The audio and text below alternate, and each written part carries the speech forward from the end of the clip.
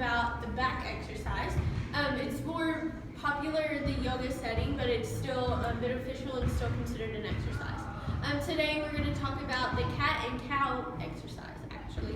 The muscles involved are going to be your trapezius, your teres minor and major, your rhomboids, your latissimus dorsi, and also your rectus spinae.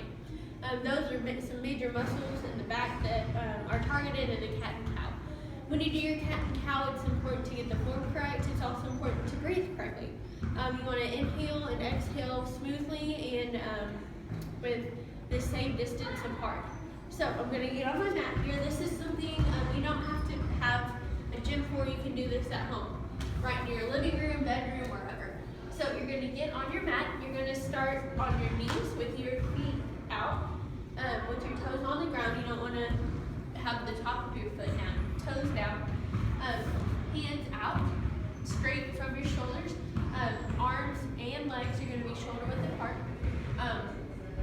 Your cat is going to be where your back arches up like so, and cow is going to be down and up and down.